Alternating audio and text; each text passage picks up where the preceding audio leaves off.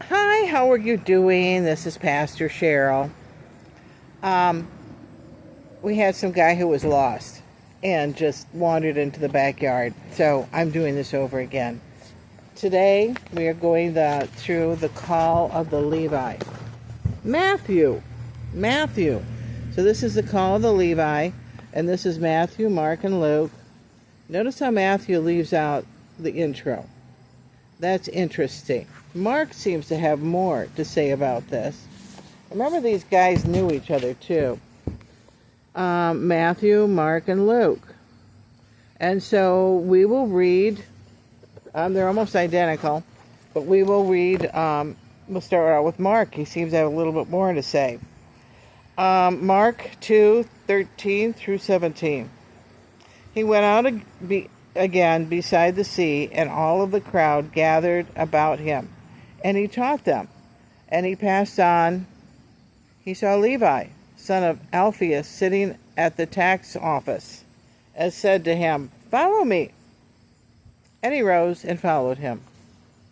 And as he sat at the table in the house, many tax collectors and sinners were sitting with Jesus and his disciples. For there were many who followed him, and the scribes of the Pharisees. And when they saw that he was eating with the sinners and the tax collectors, said to his disciples, "Why does he eat with tax collectors and sinners?" And when Jesus heard it, he said to them, "Those who are well have no need for a physician, but those who are sick." And there's a gap. See the big gap here? Okay. So we'll slide on over to Matthew. Go and learn what this means. I desire mercy and not sacrifice, for I came not to call the righteous, but the sinners. And they all end on that note. I came not to call the righteous, but the sinners. How many people do we know that are like truly messed up? They might be alcoholics, into drugs, into stuff that they shouldn't be into. And of course, a lot of these are young people. When you get older, you kind of figure it out. They leave the corny stuff alone. And so the rapture of the church is supposed to happen pretty soon. It's supposed to happen pretty soon. There are people out there that are Christians that are just not ready. 50% of the church will be taken. Let's increase those numbers. Okay, you and I, we can go out there and witness to people, but witnessing could be a lot more than just telling people about your faith. It could be telling people about your faith, but it could be, letting them see your lifestyle. Invite them over for dinner. Get to know them. Messed up people need stable friends. I had a friend who had manic depressive illness. He was a really messed up guy. And he said that he liked hanging around me because I was like the rock under his feet. I was stable. It made him feel stable. Otherwise, his emotions were all over, up and down, up and down, up and down. And I was like steady as she goes, same all the time. And somehow I gave him a sense of stability. There are a lot of people like that. There are a lot of people like that, just plain old messed up. You hear my neighbors? This stuff happens all the time. If you live in the city, after a while you block it out. Anyway, we need to get on the ball, because I think God's delaying the rapture so that we can get our work done. We need more time, right? He's creating more time. So the rapture was supposed to have already happened. I take it from looking at the timeline, the rapture was supposed to happen already. We kind of suspect that. And instead, he's given us more time to sort of tie up loose ends.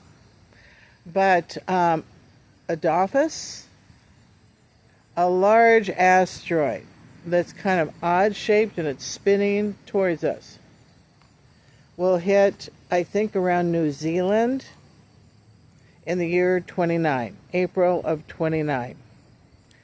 And yes, we can pray it out of the way. You can command it out of the way in Jesus' name, pushing it out, and it won't come back to the year 33. But you know, it'll kill a lot of people. It'll swamp that coastline off of New Zealand. And I think of all the people. I mean, I'm one of those that care about people, especially little kids. I like little kids, don't you? I like little children. And New Zealand is full of little children. Usually those third world countries have more children than adults. And so, and you wonder what happens to them because, the population doesn't seem to grow that fast. So something is always happening to them. So, but I don't want anything to happen to them that I could do something about. And seeing a big asteroid come at us, yeah, I can command it out of the way. I can push it out of the way. It's supposed to hit the ocean. It'll break up in the atmosphere because it's mostly ice. It's ice and some rocks. And what will make it through our tough atmosphere is what's left, is the rocks. And it'll hit the coastline and cause a tidal wave. We call them a tsunami. Okay, you get the picture. And so, meantime, we have, and then that asteroid is supposed to hit Earth midway through the tribulation. Okay? And if it doesn't hit us the first time, it'll loop back in a few more years and get us the second time. And it's supposed to be back around the year 32. So let's get on the ball. Let's get on the ball and get these people saved, because this rapture could happen any moment. We're supposed to also, something tragic for you to pray about, is someone is going to release another pandemic over in Europe. Another man-made virus. It'll be like a cold, but it won't go away and get worse and worse. It'll be highly contagious. And it'll end in pneumonia and kill millions. So pray that thing out of the way. It'll attack children. This one's designed to attack children. COVID was designed to attack old people. But this other one is going to be really a lot worse. Extreme. And so pray that out of the way. Yes, we can go in the rapture, but I just don't want to leave everything in a mess. And neither do you. And not if I could do something about it. And that's why we're here. The church keeps the world quiet. The church is the one that helps the earth. And so we're going to have to continue doing that till we're not here anymore. So anyway, I will see you. Bye-bye.